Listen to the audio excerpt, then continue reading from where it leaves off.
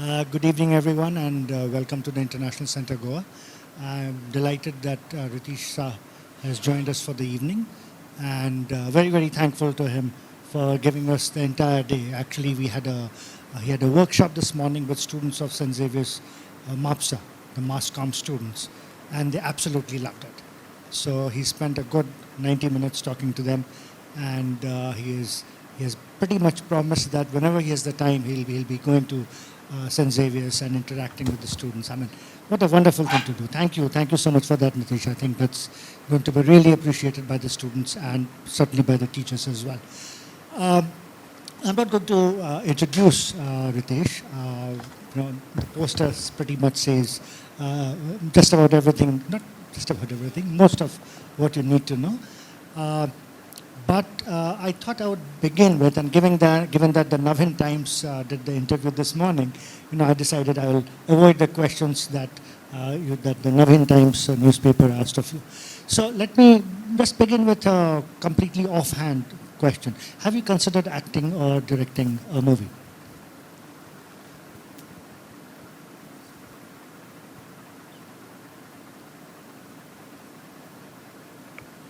It's working now. Yeah. So, funnily enough, I went to do quote unquote what was called backstage when I joined Act One Art Group in Delhi. And then I realized that they're making us do physical exercise and then making us to act also. So then I went to the director and I said, but I want to do backstage. So he said, are you familiar with what happens backstage? So we just knew the term. We didn't really know what people did backstage. So for the first 1.5 years, they made me act.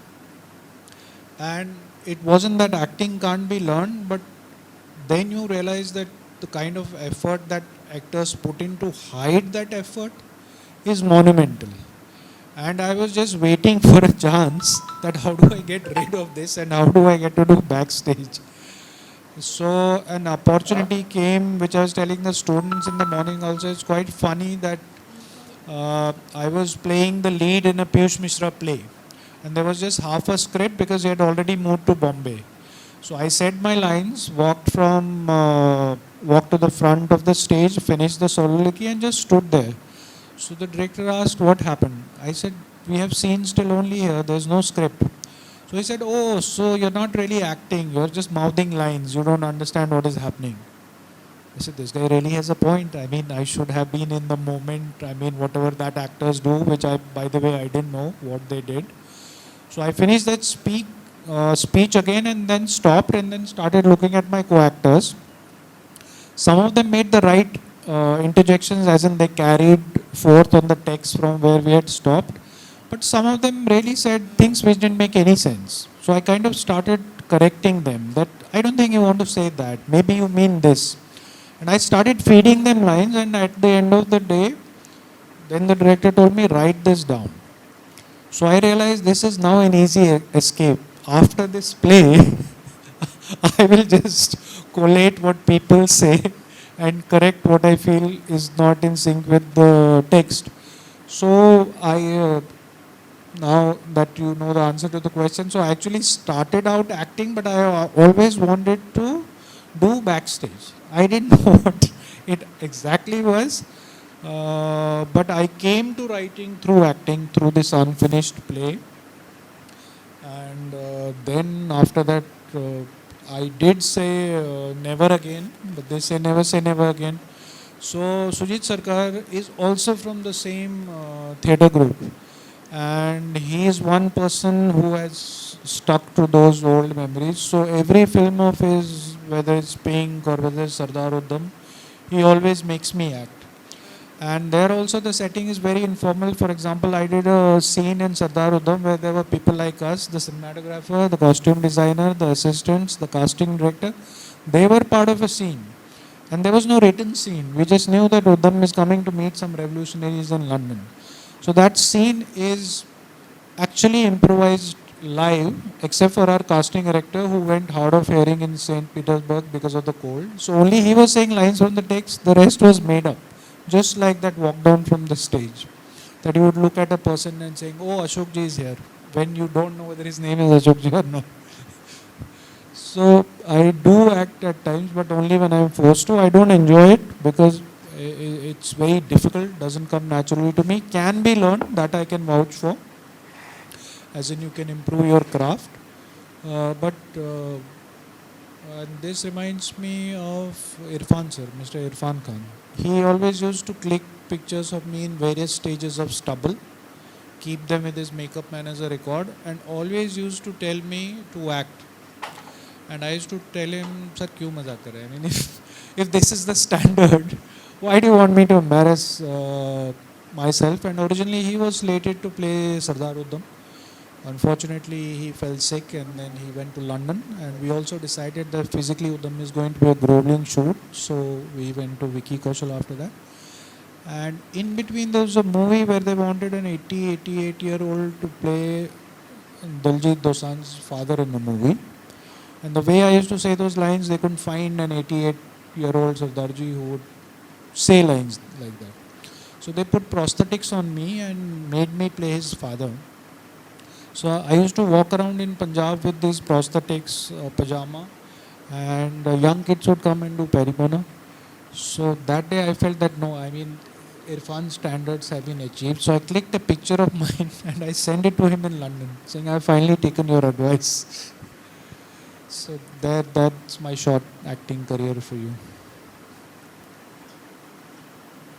Uh, One of the things that stuck with me from this morning's interaction with the students was when you said that the writers for movies, I mean, those who do screenplay as well as theatre and otherwise, there is a lot of camaraderie, I mean, it seems, and this is not something one reads about in the newspapers about the movie scene or the television scene in Bombay. And you said that is sort of unusual. Can you, I mean, you got a break somewhere based on your writing, and so what was the process? How does it work out? I mean, I know that in academia that's how it is. I mean, you pick up people who you think are going to do well as historians or physicists or mathematicians and mentor them, as students and so on. How does it work in your profession?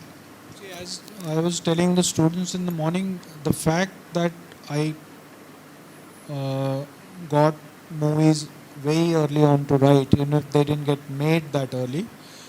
I don't know, in the Mumbai film industry, I mean, you praise one director's work to another and you can realize that they are terribly jealous of each other's work and very, very critical of it. Surprisingly so, there is a strange camaraderie. Maybe we consider ourselves the children of the lesser god, so maybe we bond very well. But there's a strange relationship that new writers and senior writers share in the Mumbai film industry. I'll give you an example of my own journey. I had actually come to Bombay to get Amir Khan to record a voiceover for my diploma film. I wasn't actually planning to stay back. The intent was to go and finish my film. So I got in touch somehow. In those days, there used to be a thing called a pager. Used to have a pager. Didn't work out. But I went to a meeting with a writer friend of mine for a television series called Kagar. So he said, "What do you want to do at home? I mean, in Bombay, these are small houses. Why do you want to be locked up inside? I'll take you along to the meeting." So he went and took that meeting, and outside the producer somehow saw me, and first he started talking to me, then the director started talking to me. When we came out, I had a terrible news for my friend. I said, "They don't want to work with you, they want to work with me." Somehow, because of the conversation, that's what they have decided. So I said, I tried to get out of the situation by quoting a huge sum of money. He said, "How much did you ask for?" I said, "I don't know about TV, but I had heard Manohar Sham Joshi ji charges 10,000. So I said 15,000. So he said, "What happened then?" I said, "They agreed." So he said, "It's great. You go right in and say yes, because at least then I can borrow money from you." So the first job I actually did was stolen from a writer. Now that same show, the first 6 episodes were written by the director, who incidentally was a robotics engineer from the US. And seventh episode was written by me. So Anurag Kashyap got in touch with the director, praised him from the episode. Now the director didn't need to, but he told him I didn't write it. The credit went by mistake because my credit was running, but there's a new writer who's come from Delhi. It is his episode. So he actually came down to meet me, and he said that you should write for films. I said, listen, I don't want to go to film office after film office. It's not that I'm not humble, but I feel waiting outside producers' offices will turn me into a different person. And because I would turn into a different person, the writing would also be like that. It will be very needy writing. So I don't want to meet anyone, but if you can fix meetings, I'll take those meetings. Meaning you're telling a fellow writer who was trying to make his first film, कि मैं struggle नहीं करूँगा, you do it on my behalf, and then I'll take up the meetings. So he introduced me to Mr. Ram Gopal Verma, Nikhil Advani, Milan Luthria. The films didn't happen, but it's the thought that counts. And Namaste London was an Anurag Kashyap project. He said they're paying too less. I'm going to do a worse London film, and you do it because you might do a better job here. And then there was Sridhar Raghavan. He had also seen the series, so he started recommending me to the directors that he knew, Rajkumar Santoshi, so on and so forth. And that's one aspect of it. The second aspect is that now also whenever new writers break in, they might have done a small show or they might have done something on the web. Somehow, because that's how I came to become a screenwriter, it always stayed in my mind that that's how I should also pay it forward. So I do it, but then I realized I was not the only one. In fact, many of my colleagues, they also do the same thing. They encourage, they mentor, they find other writers. Of course, time becomes an issue because they want you to read it now and you may not have that time. But writers in Bombay, even there is a strong association that we have. Even within that, the older writers, I mean, they're never cribbing about the fact that now they're no longer writing. They're very happy that the newer lot is doing well. Why isn't the same with directors, or at least most of the directors that I know? That's somehow strange. But writers are a very close-knit group in Mumbai. They pass on work to each other. They mentor new writers. They attend literature festivals or film festivals or talks. Uh, I have rarely said no to a university, a college, a workshop, a private gathering, because I also didn't come to screenwriting formally. I asked random strangers questions in film festivals, although I was very shy. Like I was told to go and speak to Mani Ratnam, but I was like, he's Mani Ratnam, how can you go and speak to him? But that's how I have also learned. The internet came in much later, where screenwriting resources and books became easily available. So yeah, maybe most of the writers came from that sort of a playwriting background and came from somewhere where they didn't have access to directors or producers or actors. I think that stayed with us. Even now, when I pick up a script which I have not written but liked, so I will kind of recommend it to a producer who's interested in producing that genre. That's encouraging to know for not this audience. I think most of us here are past that, right? The size of the audience is itself encouraging. The students, I was like, they are captive audience. They have been brought by the college. But I thought there will be 7 people, honestly. So, I mean, this is very encouraging. Well, I thought they were very, very enthusiastic. But that's probably because it's part of the curriculum, and they were happy that I didn't decide to lecture them or do theory. I think that's what they were. So, their teacher also said, no, I have tortured them enough with structure. They're happy with this. So, a slightly different question. So, other than plays, novels and short stories are often, provide the backbone for many movies and television series.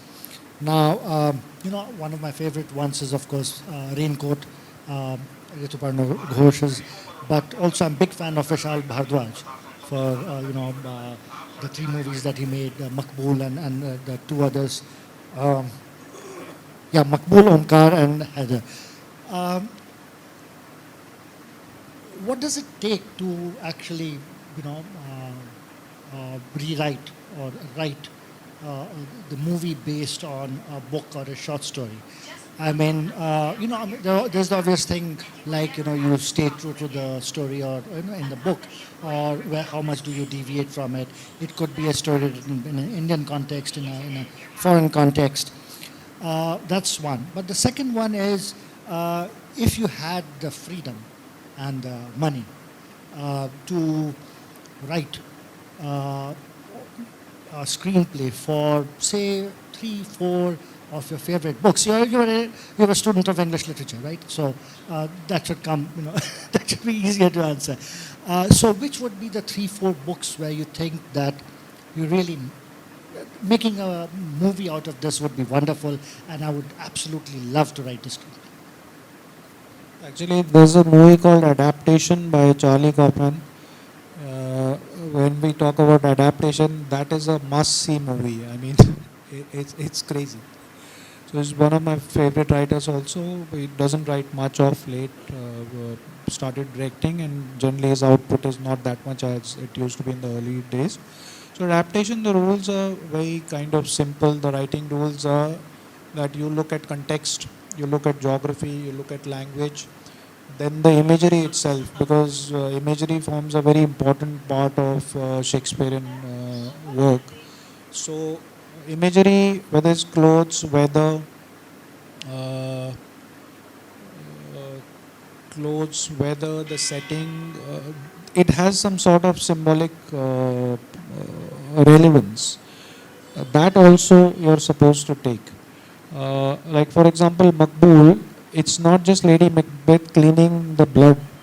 That you can do anyway. You can do it in a 7 by 7 room. But the visual from the original play is Lady Macbeth is cleaning the whole castle or the palace. Uh, when you're just cleaning blood on the floor, that's copy paste. Adaptation is that suppose you don't have a palace, but the effect of loneliness, what was conveyed, how do you capture that? So adaptation works at many levels. It's not just saying so and so is this. Like it's not alliteration. You don't say Hamlet is this and Macbeth is Macbeth. So and the driving idea is itself what drove you to write that. If power or seeking power and the price to pay brings you to Macbeth, then yes, that's answered. In my case, the texts that I would really like to do are mostly from Bertolt Brecht, again not part of my course, and Dario Fo, for different reasons. Both are fascinating playwrights, and I would like to adapt their work because they usually don't follow act structures. They are closer to cinema in the sense that most of those episodes are uh, uh, like they're episodic. They don't have an act structure, and fascinating ideas at work with both Dario Fo and Bertolt Brecht. And there's one particular religious text which is about Banda Bahadur. Now, only because times are such that people are very sensitive and with a lot of people associated with the Sikh gurus and the Pant, there is slightly more. People are touchy about it in the sense that you can do it in animation, but you can't do it in live action. But the story of Banda Bahadur really fascinates me. I don't know whether I'll be able to do it, but I feel in the Sikh history, the character of Banda Singh Bahadur, it just fascinates me, the whole journey of Banda Bahadur. So Daryofo, Bertolt Brecht and Banda Bahadur. These are the three I would ideally like to do. One more question, and then we'll give the mic to you. Take about two or three questions from you, and then come back to me. Okay.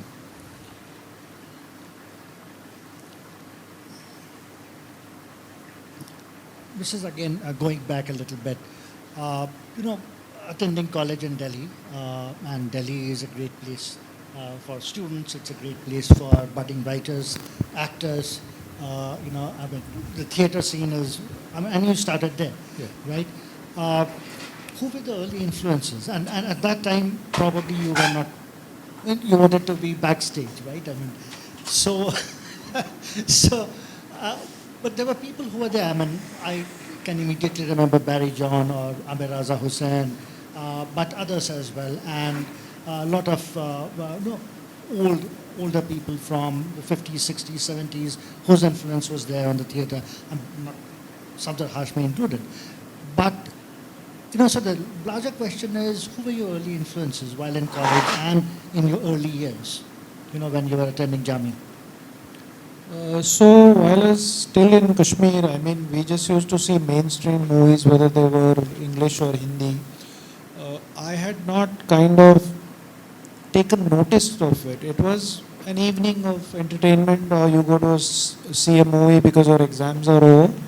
So it was entertainment, but it wasn't any sort of serious entertainment.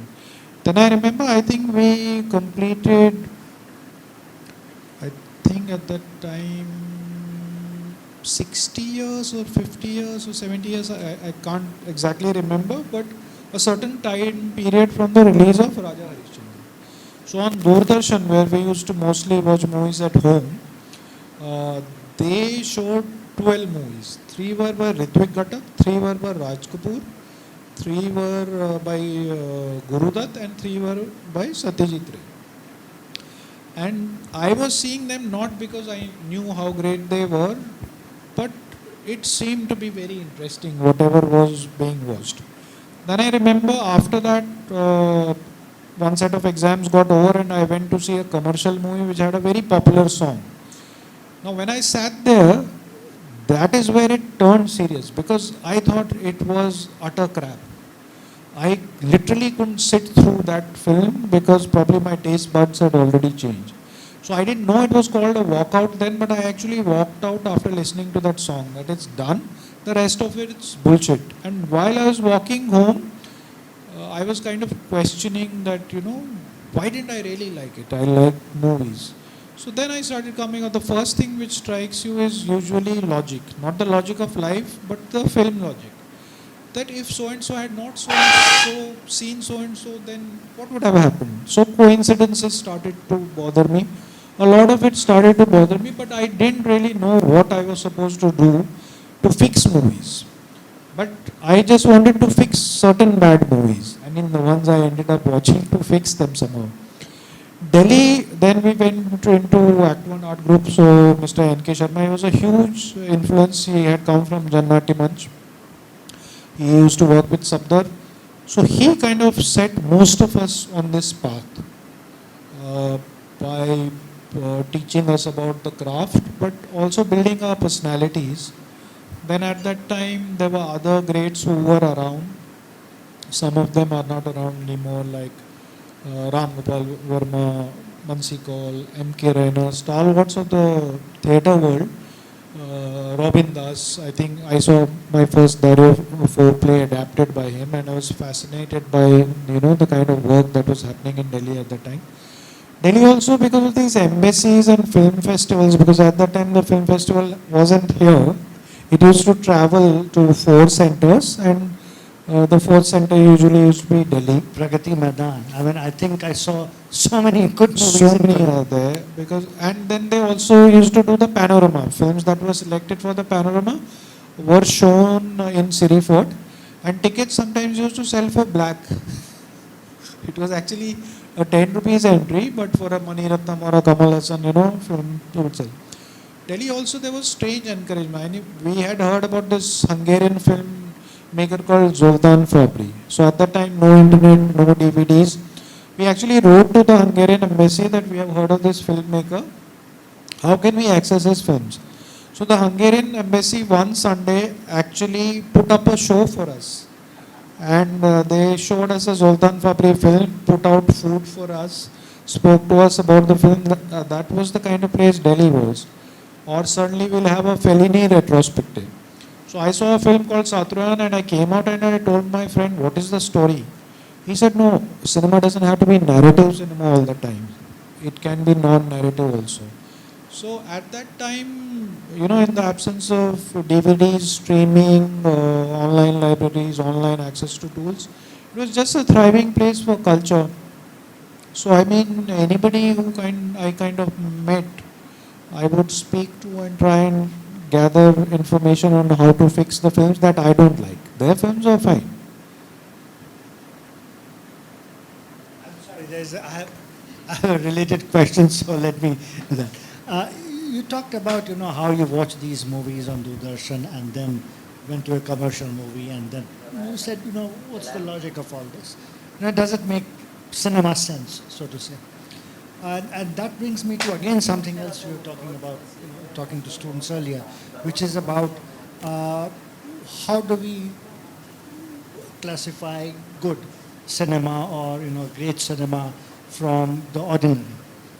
You know, does it have to be made in a certain way? Which is one thing we complain each year about. The movie which we send to the for the Oscars, right? I mean, whether this is original enough, whether it makes cinematic sense. No, like the Iranians do with their movies, or the Chinese increasingly. I mean, you know what is the formula for getting an Oscar for the best foreign movie. But if you were asked, and in a very good general sense, what is good cinema? Does it depend on our own taste, or is it something that the filmmakers or critics who should have a greater say in describing what good cinema is? It's like something like when we have to watch a new TV series or a movie, we look at Rotten Tomatoes pe kya hai and somewhere else kya hai. And we have been amazed. I mean, there are movies which have very high ratings, and we start to watch, and they are silly.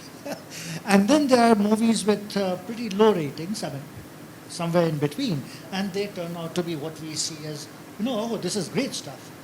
So is it really that subjective, or whose taste should come first? I mean, obviously mine, as far as I'm concerned, my time is concerned. But how would you answer that? It's a difficult question. See, therefore, I would not choose to answer it based on other people's experiences, whether they are people or whether they are makers. I have a very simple rule. The film that just doesn't end in the theater, in the sense that you see something, you've seen it and you're gone. If it starts bothering me, and it doesn't have to be a perfect film or a good film, if it sets me thinking for a long period of time, then it's a good film. For example, I have done 2 or 3 movies with Suji Sarkar, but that is not my Suji Sarkar favorite film. Neither are my favorite Suji Sarkar's films which are big hits. But I like a film of his and Juhi Chaturvedi's called October, because I didn't sleep till 5:36 in the morning. I am a screenwriter myself, but I kept on wondering whether that girl could hear Dan. What is Dan currently doing? At 6, I had to tell myself, are you silly? You are 38 years old. Dan is not a real person. It was written by Juhi. You have the script. So long, if it stays long after with you, even though the show has ended, I would consider that good cinema. Does it depend on you, or does it depend on the maker? First, it depends on the maker, that he makes what he really, really likes. Then he can only hope and pray that you like it. There is no formula. You write for yourself, you direct for yourself. It's a lie that we write for the audience, we make films for the audience. No, we actually do it to entertain ourselves, because we have something to say. We like it, and therefore most of the times you also like it. Whatever of mine I have not liked, nobody has liked. So in that way, we and you are the same, and we generally tend to like similar stuff. Then there are trends. I rejected a certain kind of cinema completely, and then started watching only a certain kind of cinema. I was seeing Sham Benigal, Govind Nihali, and then I realized that I've outgrown them also. Like, I was seeing a Kumar Shani film in Siri Fort, and there were a lot of students from Jamia, there were critics, this, that. I hated the film. The camera was panning from some direction for some 2 years. But I was very embarrassed that if I walk out, I will be regarded as less of an intellectual. So I kind of crawled down onto the carpet and rolled out of the auditorium. So sometimes people praise stuff because others are praising it, or a critic has reviewed it well, but they may not like it in their heart of hearts. So what happened to me in that Kumar Jani film is nobody knew I had run away, but I had run away long back. But I couldn't do it openly. So, I mean, sometimes the work can be flawed also. You don't have to like all of it. But if it simulates you, if it sets you up onto thinking something, I think that's good cinema. That it should bother you continuously or for a long period of time. It should make you do or think what you normally don't do. That's a very moving experience. It can be anything. It can be mainstream cinema also. I mean, there's something in it which puts you on to something better. That I think this was very nice. It's a great idea. Wasn't explored enough. Could I do something with it? So it's. I mean, there is no one definition, but my definition has always been that is it still with me? Then it was really good. I'm still thinking about it.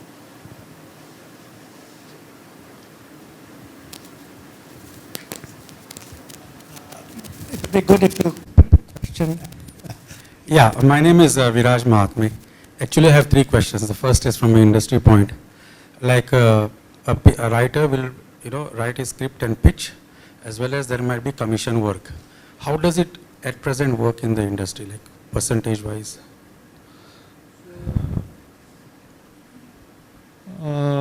Commission work versus what we do in terms of that it's sort of you have to cold call people about it. So writers who are established have it pretty easy because they are likely to be commissioned with something. It could be based on a real life story, it could be for adaptation, it could be a sequel of the very film he has written because your contract says that you have the right for first refusal on your sequel. So yes, it's 90% of the times it's the directors, producers or actors who are commissioning stuff. And writers also kind of find it easy because they're like, okay, there's a job in hand. But newer writers, obviously, if nobody knows that they're around, they will go through the pitching route. Start with an elevator pitch and end up with a final presentation. So both work currently. There are directors and actors and producers who are slightly more open. The others will formally ask you to sign a declaration and then submit your script. Many studios have that system also. But I'm not too sure about that. Does anybody read that stuff? But they say they do. So just like in the West, both the routes are still open. I have pitched very little. I have started pitching now that I have kind of moved away from the mainstream industry since the last 3-4 years. But largely, yes, the offers are more on the commission side. But you can pitch. Wait, I have more questions. In Udham Singh, Odair is killed approximately 30-35% into the film. Sorry, can you repeat that? In Udham Singh, Odair is killed approximately 30-35% into the film. Is this timing was as per the script, or it was a director's cause to place it there? Or if it's not 20% or 50%, why was it placed approximately 30-35%? Then of course everything goes into, why it was done and things like that. So why was it placed at approximately 30-35%? See, they already had a formal script in the sense that before I was called on to the film, they already had a formal script. And when I was called, what Mr. Sakar told me was that we have a script, but we don't want to make that script. What we want you to provide is a lyrical bridge between facts and the state of mind of a man that it took him 20 odd years to kill somebody. How can you kill? What brings him to that? So I want the inner story of Sardar Udham. Everybody knows he shot so and so. So the when is not important. I can show it to the audience 15 minutes. So I begged him to at least push it a bit. The who is not important because at least we know the ballad of Udham Singh. The why, I want the inner struggle of the why. So from a film structure point of view, it's wrong. It is the how which becomes big, the planning in such a genre. But for him, it was, he made the why bigger than the how. The decision was made, even in the draft that they had, the Caxton Hall scene came early. Not this early, but fairly early. So it is a conscious directorial decision. And last question is, towards the end of the movie when they show the Jallianwala Bagh scene, it's pretty extended. So is there a particular reason why it was extended for the amount that it was? Yeah, again, it was a directorial call. In fact, what you have seen is 1/3 of actually what we have shot. There were, if I remember correctly, some 1400 shots we have taken over 7, 8 or 10 nights, 10 or 11 nights. The idea was that when you see that chapter, it's a footnote in class 10 history books, class 12 history books. Even in Gandhi, it's just a short scene, the tanks move in. But there are some 60 or 70 books in Urdu, Punjabi and in English which describe very much in detail what happened in Jallianwala Bagh. Since that was the motivating factor, so what he felt and why it lasted 22 hours, one sought to give you, if not everything, at least a 20-minute window into what happened. And it was not just in Jallianwala Bagh, but before and after. Actually, Uddham, the cut, if it was theatrical, was actually the first cut was 5.5 hours. But because we had to come to streaming, you see a much toned down version of it. That's a production house which makes films for different reasons, not for commercial purposes. They have their own reasons, and I think to capture the why, that's why that portion is extended. Different people have had different reactions to it, but the filmmaker is at least very clear that why does he want it to run for a certain length of time.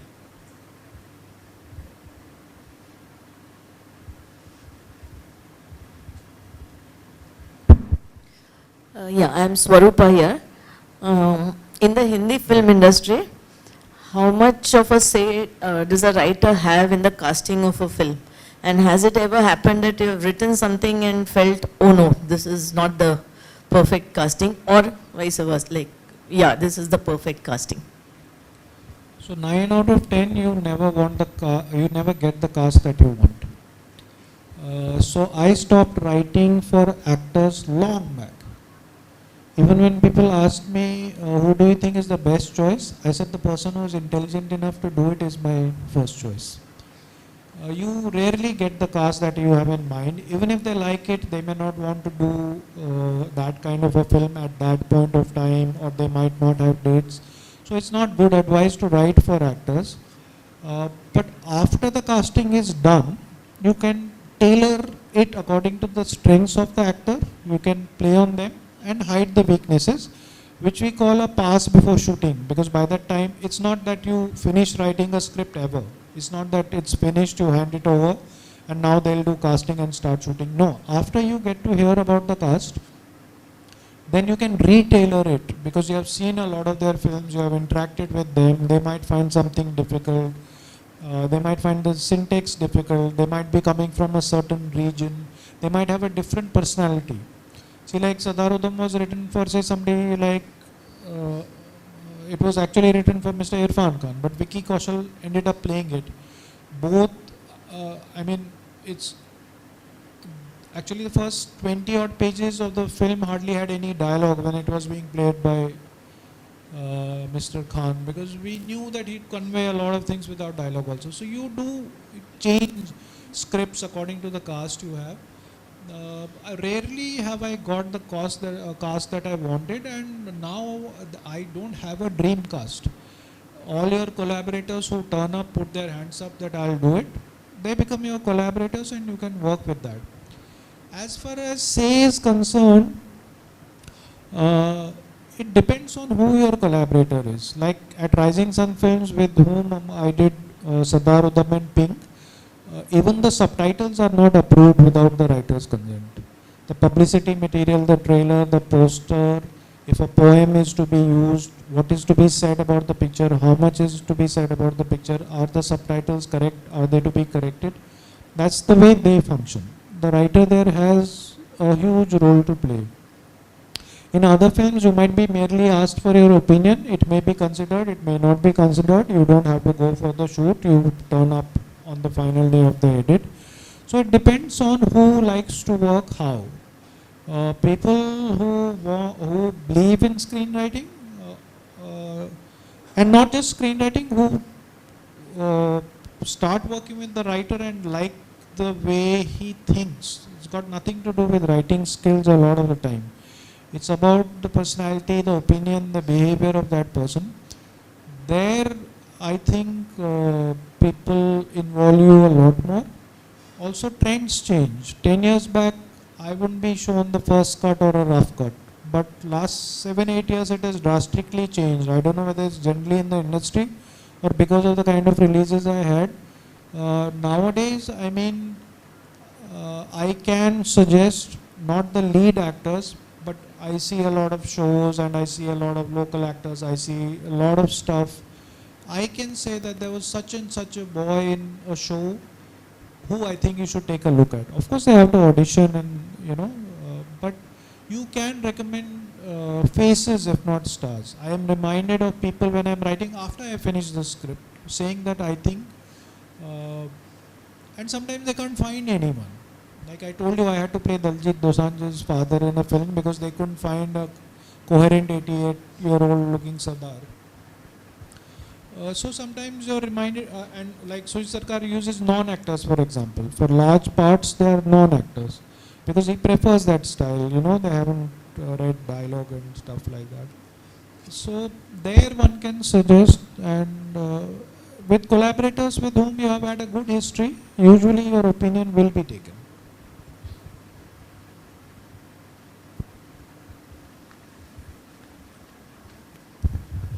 Hi, good evening. Your discussion was very, very fascinating and insightful.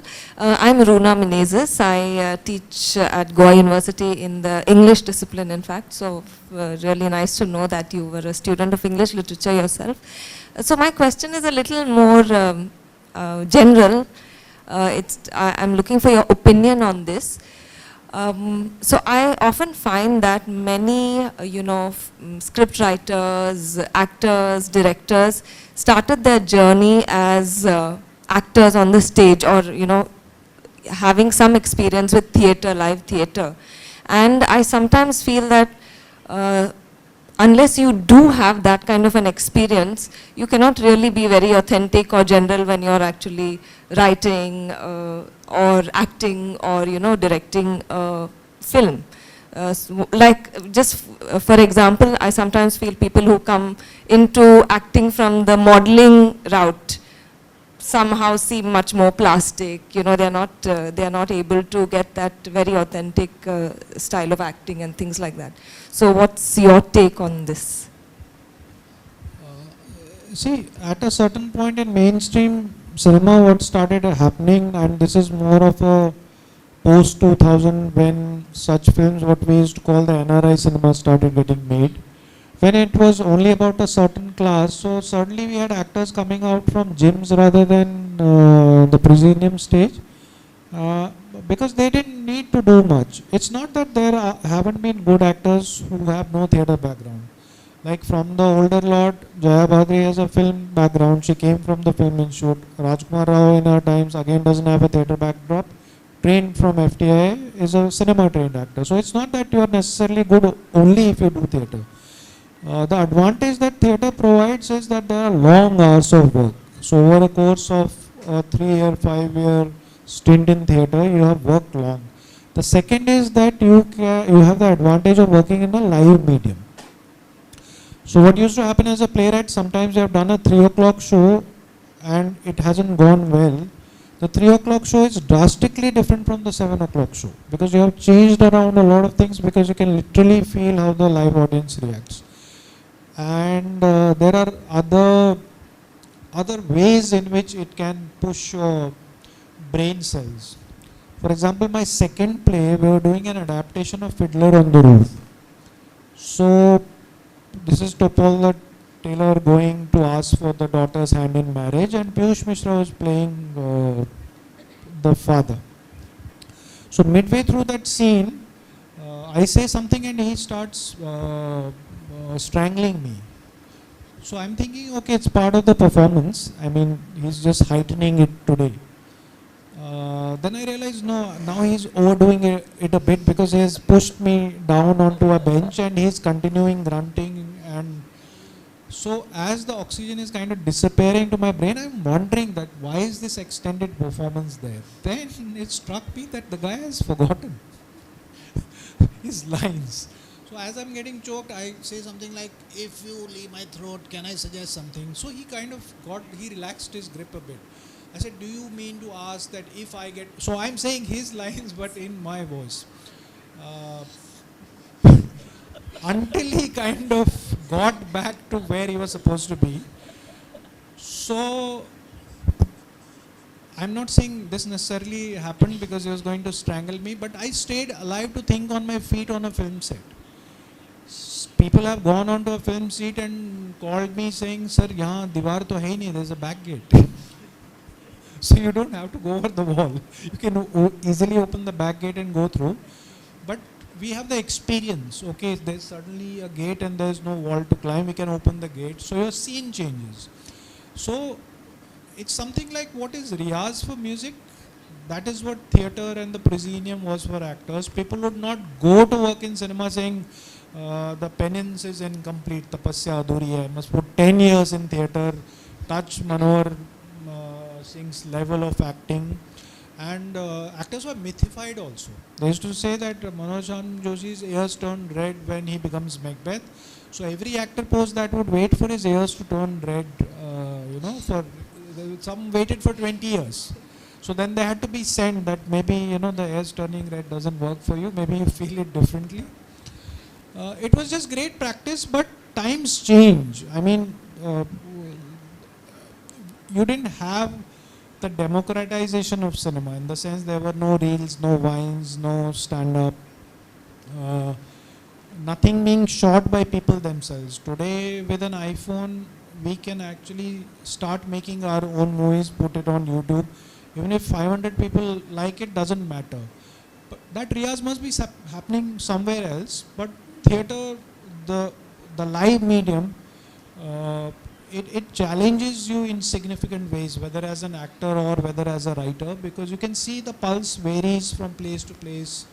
It varies with audiences. So the training is much more comprehensive, which prepares you for film. Although film acting is very different, but theatre has taught you the technique of how that projection is also different. It's just sheer practice. Hi, my name is Rochelle. I also teach English at Goa University, and one of the papers I teach is feminism, and I screened Pink for my students, and this is something that came up during the course of our discussion. They wanted to know why the character of Deepak Sehgal was that of a man. The question that came up was that, aren't we tired of seeing men saving women from other men? What if a woman was in this role? And obviously my first response was that, see, I'm not the writer, so I can't really say why, but perhaps the idea of putting a man in that position was to show that some men can be allies in some sense. And now that you're here, I thought I would just ask you for your opinion. The problem with us usually in the industry is that we are kind of,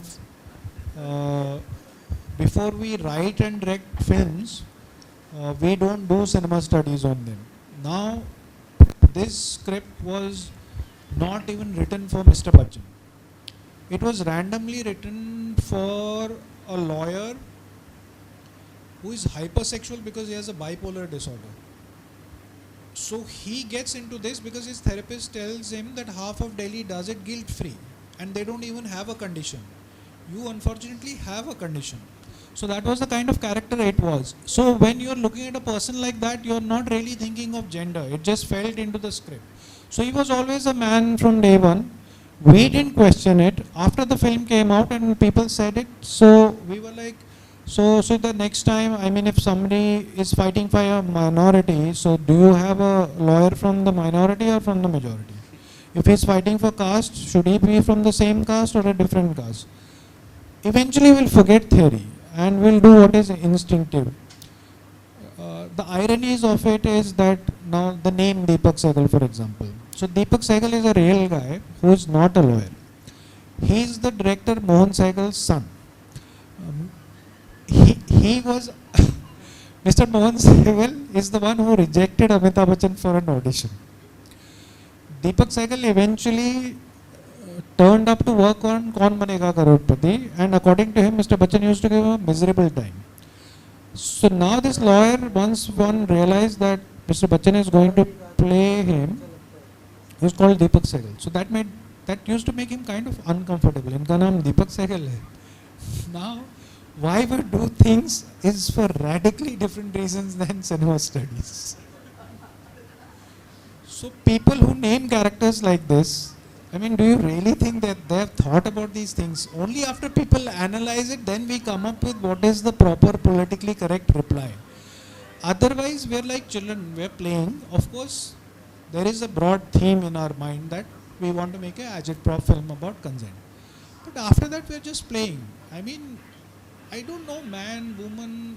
If it was Jaya Badri, it's great. Let her be the lawyer. If it's Amitabh Bachchan, great. Let him be the lawyer. But if the lawyer is, no disrespect meant, Arjun Rampal, then maybe not. I mean, I don't think he will be a better lawyer. He's my senior from college. He'll kill me if he hears it. And I have worked with him. That's fine. So he's good for playing the bad guy in Dhakat, for example.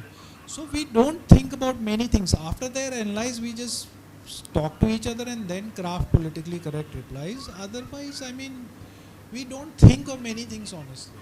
We are just fascinated. Mr. Bachchan will play the lawyer, great.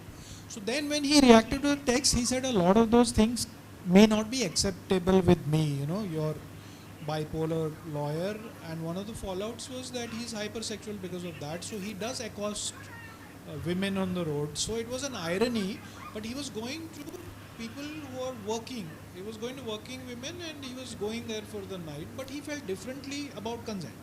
Because, you know, so we toned down that a bit, but that is what the character was. So we never thought of him as a man. We just see he was a grown man. His wife was dying, suffers from bipolarity, and Sujita doesn't like to underline things a lot. So you can just see it. So he's not Amitabh Bachchan with a gun in his waistcoat and he's not beating up the boys in an elevator. He is just a lawyer who's not very good at his profession right now. It works for a lot of people. It doesn't work for a lot of people who feel differently, and which is absolutely fine. I mean, when they make their films, they can have a woman lawyer. We don't have any objection. I think it's too pat. Like Mulk, Taapsee Pannu was a lawyer and a woman, but she wasn't Muslim. The guy had married a Hindu girl. So it doesn't have to be Hindu fighting for Hindu, woman fighting for woman. I feel it's too pat. Sometimes, I mean, the reverse can be true. If he was the savior in the sense he was beating up men, because not all men can beat up people. I, for example, can't defend you physically in front of anyone. I mean, I'll take the hammering for a woman, but I'm not, you know, I'm not the warrior savior. So, I think it just wandered off. Did I answer your question? Okay. So, what I heard was that improvisation has a huge, huge role to play. I mean, and in the movies or even on television, you can do it because you can have 1,000 cuts. I mean, but the point also is this.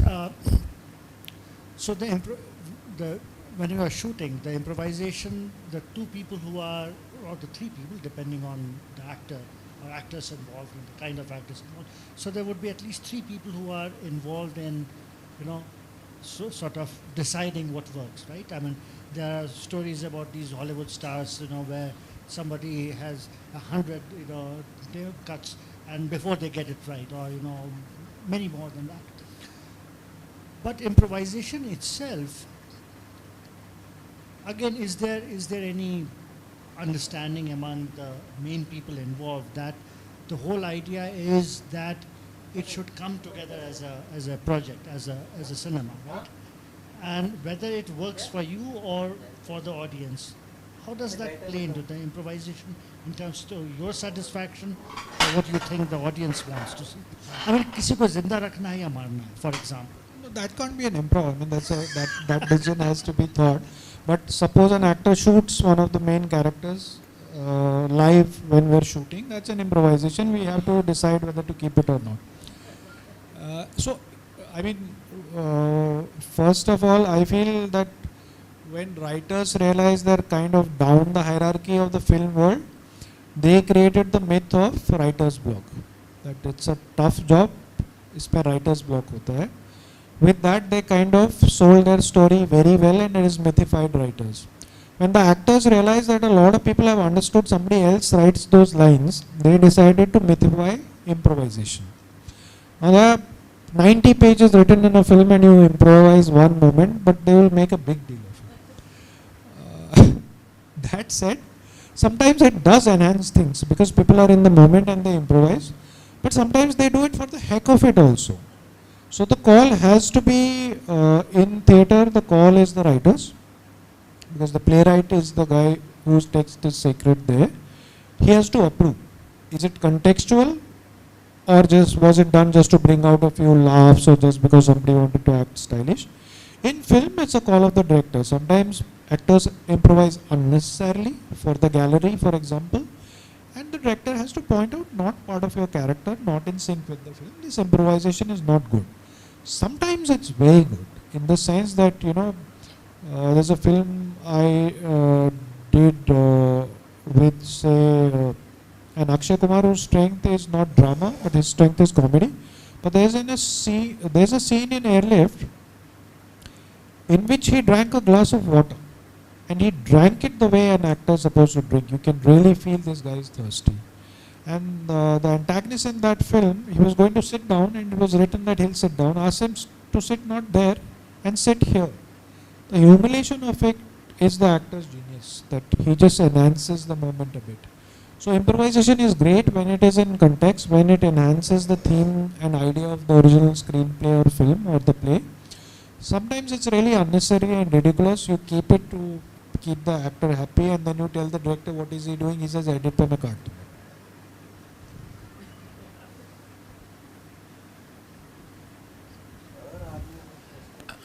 Yeah. Am I audible? Yeah, Ritesh sir, my name is Nilesh. My question to you is that are you people born talented? I mean, is it God-gifted writing and all?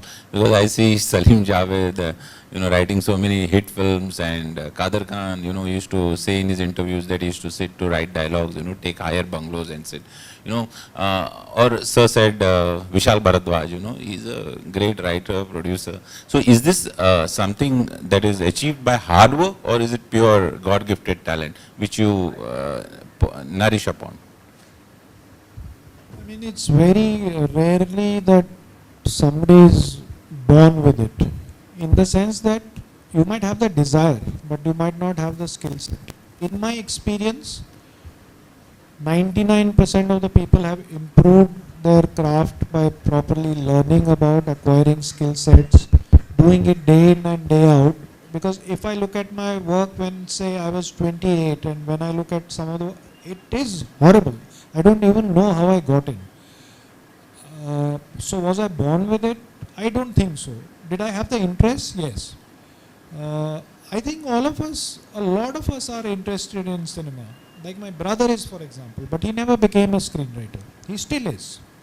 We used to watch the same movies, we used to go, but he didn't want to put in the man hours for that. He did something else entirely different in his life. So most people are born with that much. There is a rare genius who might not have worked at it then at all and stayed a genius right from his birth. 99% of it, acting, writing, direction, lighting, cinematography, art direction, editing, they can all be learned, they can all be done well. One doesn't have to be born with inborn talent, but one has to be born with inborn desire. That desire should be there. That this is what I want to do, and you should have reasons. Like if somebody says, I want to become a writer, why do you want to become a writer? Because I'll get paid, I might get interviewed in the Navin Times, and then I can tell people that I'm a writer.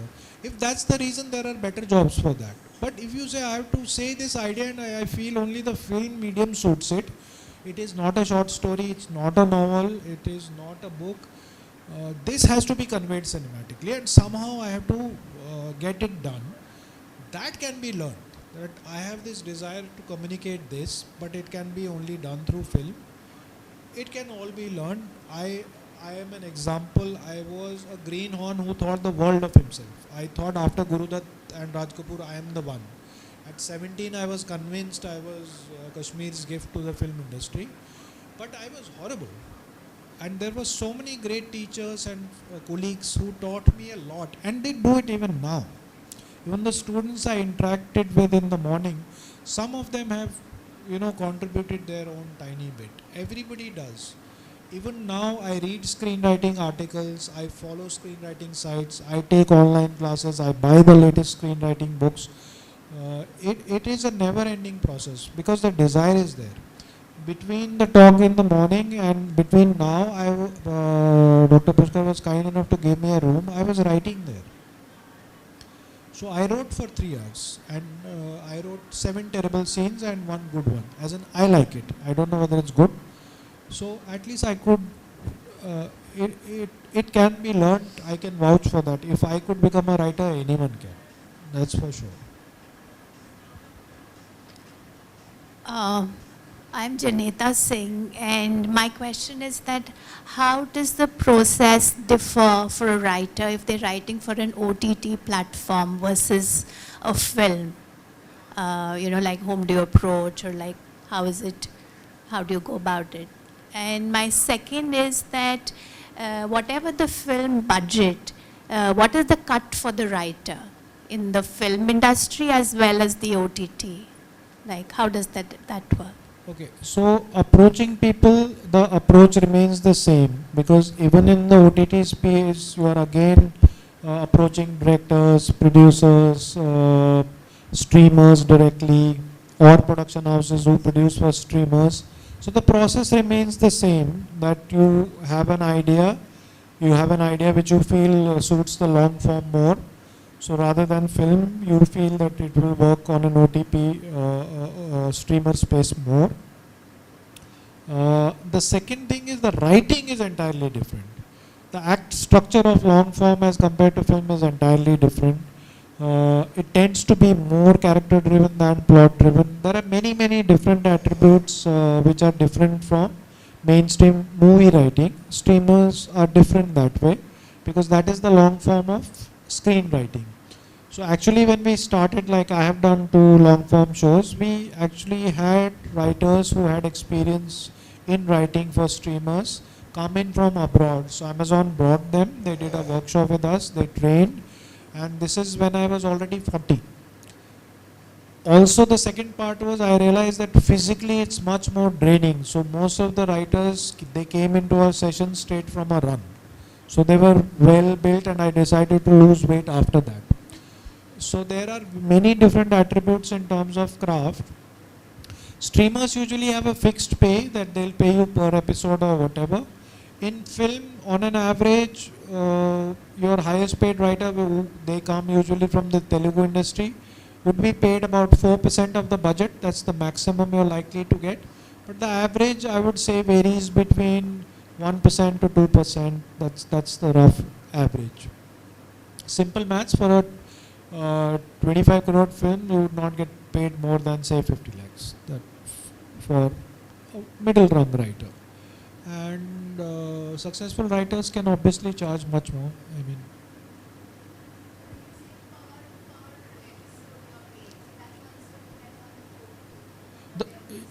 No, they don't really go by the budget and things like that. They'll say that there are 8 episodes, you can get paid 16 lakhs, 32 lakhs, 64 lakhs, whatever that figure might be, or 16 lakhs. But our industry is not about writing, it's about branding. The bigger the writing brand, the more the price will be. Newer writers tend to get paid less, but we are negotiating a contract currently for the minimum amount that a writer is paid. So the Screenwriters Association has been trying for a long time to negotiate that contract. As for the last meeting that we had, it's closer to getting signed. So there will be a minimum pay for any writer for different spaces, and they will be up on our website also, that this is the minimum you should be paid for a show or a film. Hi Ritesh, my name is Vasu Ramanujam. I just have 3 questions for you. The first Sure. one is, do all films necessarily start with a log line? That's the first Invariably. question. Should I take them one by one? Yeah, please. Ideally, yes. I mean, most of them do start with a log line because as part of the question that he asked earlier, what happened is spec writing took over in a big way in the West. At one point, specs were bought for millions and millions and never made or made successfully. But later they went into this commissioning format. There the easiest way and the fastest way for acceptance and rejection was the log line. So originally, if you are pitching and if you are, if you want to pitch your work, log line is usually what it starts with. But if you are not in the position to pitch, you can pitch it at any stage. Like for example, the log line doesn't come to you. Let's say just one visual comes to your mind, an image comes to your mind, a mood comes to your mind, a theme comes to your mind. Like I personally, more than plot or story, I like the theme more. What is it that you have to say? So that comes first, and then the guise of the sugar-coated capsule comes much later. That okay, I need to sell a story for this if I want to communicate this. So it can come to you in any stage, but for pitching, a log line is the basic. Also, a log line is much easier for you to figure out the budget, the genre, the kind of cast it will need. So it becomes easier for people to accept or reject. Like I was giving the students in the morning an example that suppose your log line was, there is a boy who wakes up to find himself inside a pencil. Now the moment you say that, the producer already knows, okay, sci-fi, VFX budget, has a child actor as the lead, I'm not making this. But if you said that there's a teller who has embezzled 55 lakhs and he has to return them tomorrow morning, suddenly it's much more open. Teller can be a man, a woman in different age groups. Seems like a mid-run budget humorous thriller. So the log line usually is what you start with and then develop it into a beat sheet into a treatment, the treatment into a screenplay, because it's getting approved at all the stages. Right. So my second question as a follow-up of that is, because of all the improvisations that, because of various stages first of all, and the improvisations that might happen, does anyone go back and check if the logline still makes sense at the end of the movie? Because you have significantly moved away from the logline in the course of the development of a screenwriting work, and as I said, this improvisation, it comes from actors' interviews. There is not that much improvisation that happens. There are drafts which happen between writers, directors and actors, but those drafts are also done to enhance what the original theme was. So it's not as if it gets all lost. Was the logline of Pink exactly this? Yes, it was exactly that. What do you want to talk about? We want to talk about moral policing and consent. Moral policing kind of went out, consent stayed, and everything was done to enhance that theme. Okay, thanks. And my last question was, again, because of the various stages, the script, the original script has changed. So are all the changes recorded? I mean, is there a final script which actually matches the film? Actually, frankly speaking, till the dubbing is complete, there is no final script. But it is obviously numbered and colored also.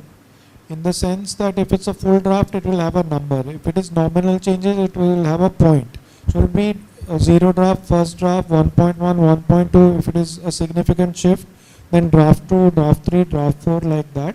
But sometimes you might feel that with dubbing also the cop at the end behind needs to say something.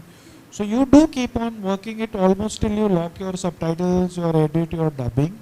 So, and sometimes you just shoot the second draft. Like there are some films which are exactly like the way the script was, it stayed like that. So it changes from film to film. But there is a process so that the production is in sync, everybody is in sync, and you can find out. What if, like, there was one dialogue in Ping, which the producer remembered was from the first draft, but draft 13 he was saying that line, where is that line? So it was gotten back in from draft 1 into draft 13. I'm Lida Joa. My question to you, sir, is in the present age of AI, does one majorly notice any intellectual property issues or violations as compared to earlier? That is a new challenge. Funnily enough, this director friend of mine had tweeted some Thank you. 15-20 days back. He tweeted, "New writers, don't give me AI generated log lines. I can smell them." In screenwriting, it's still primitive.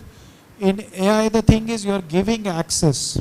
Like in most of collab AI, like say Gemini on Google, everybody has access. The developers have access. So tomorrow they can lift what you are doing and you would not have a copyright. But even when, like, I work with AI a lot now because I want to see, and somebody else will benefit from the training I give it, because AI at times is dazzling and at times is downright stupid. You know, it's very simplistic and basic, has no nuance, probably no feelings either, but it can be trained. I also realize at the same time I am giving access to a lot of people to what I am thinking.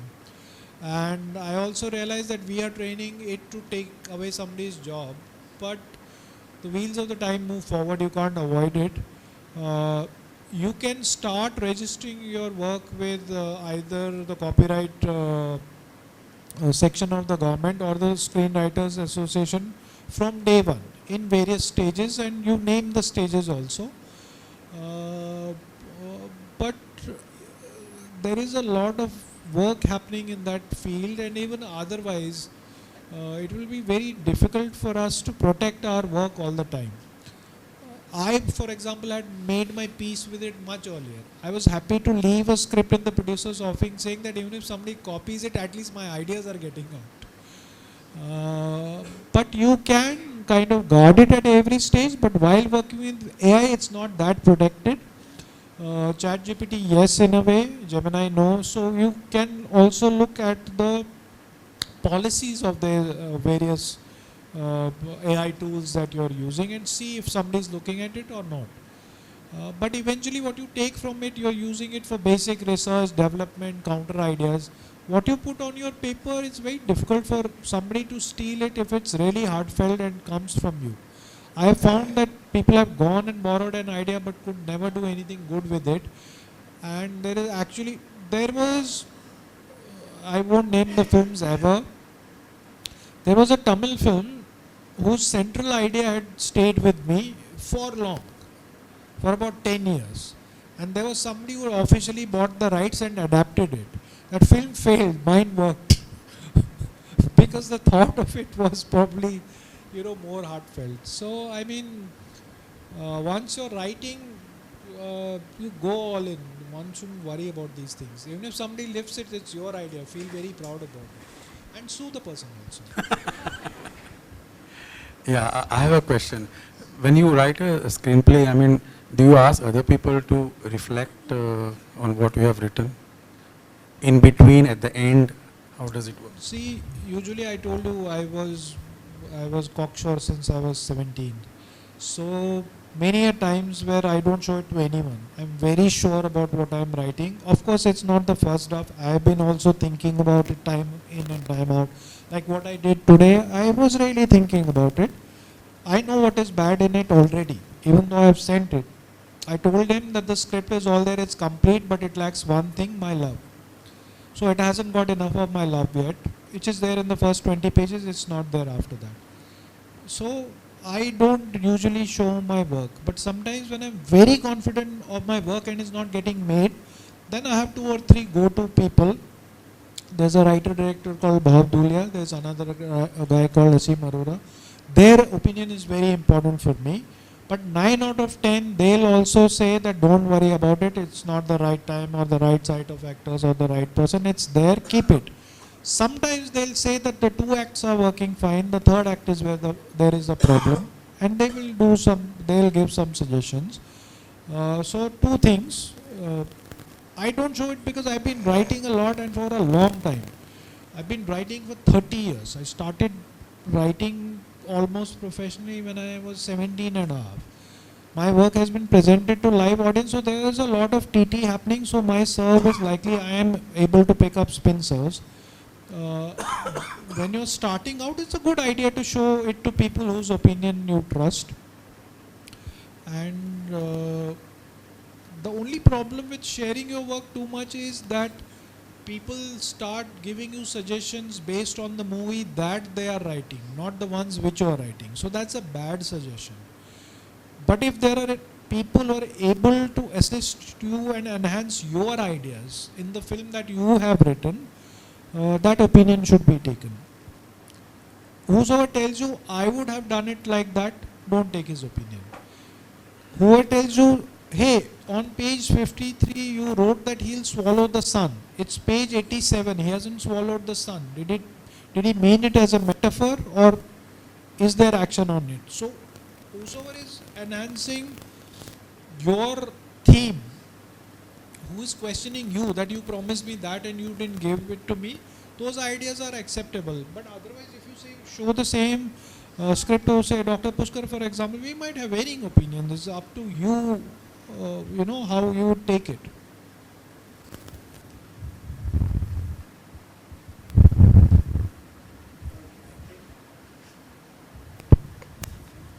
I think this will be the last question. And then you spent a whole day talking or writing.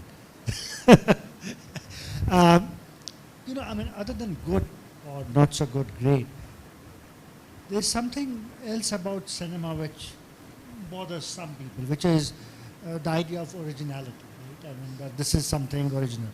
And I just remembered when you mentioned it again earlier this morning, The Sixth Sense.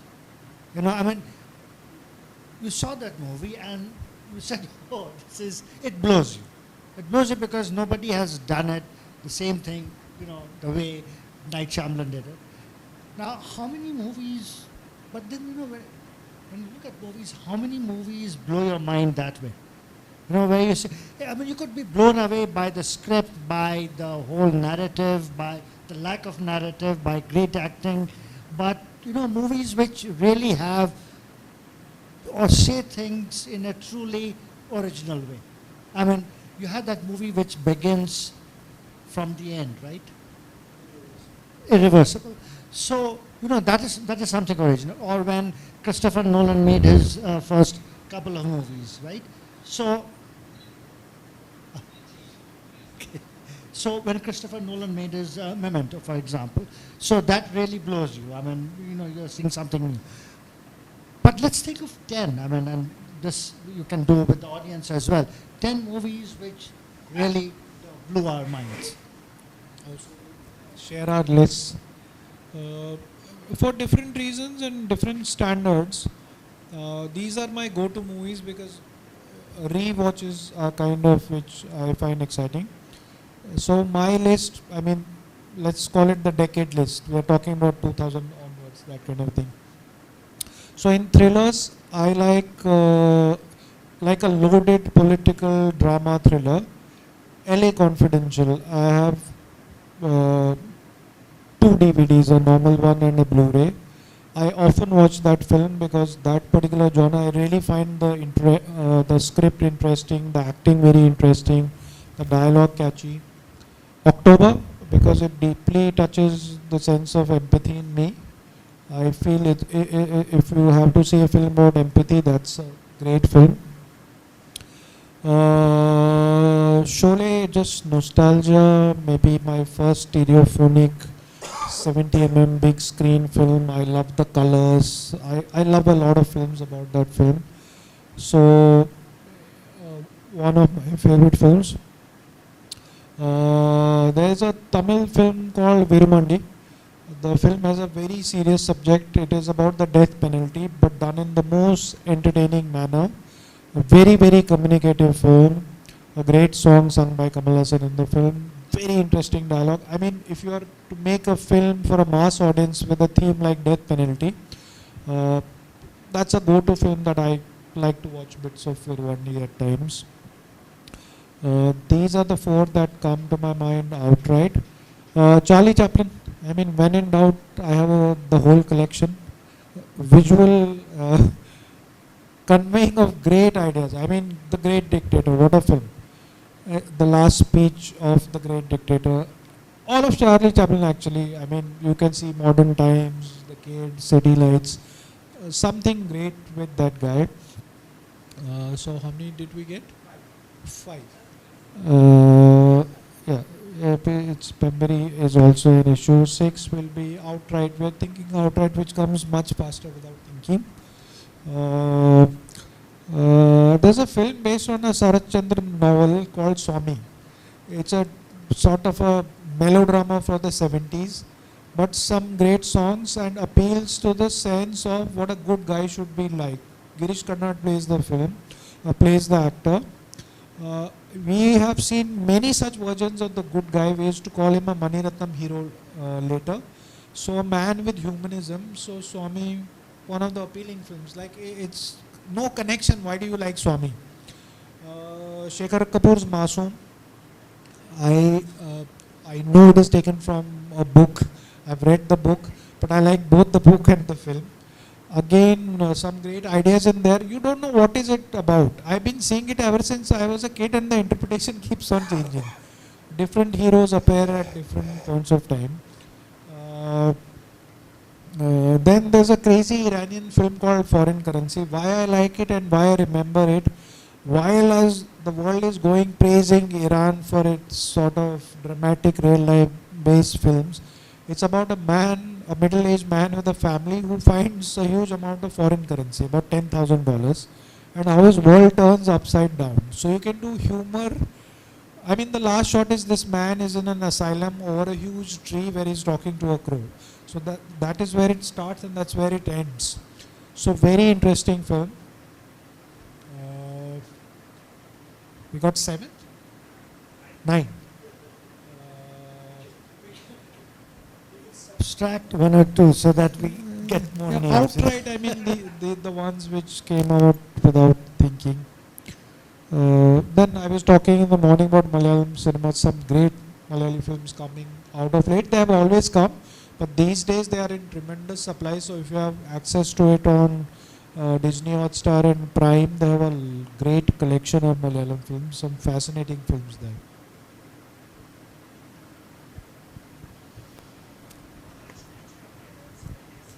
Thank you very much, Ritesh, for joining us this evening. And you have been a great audience. Thank you.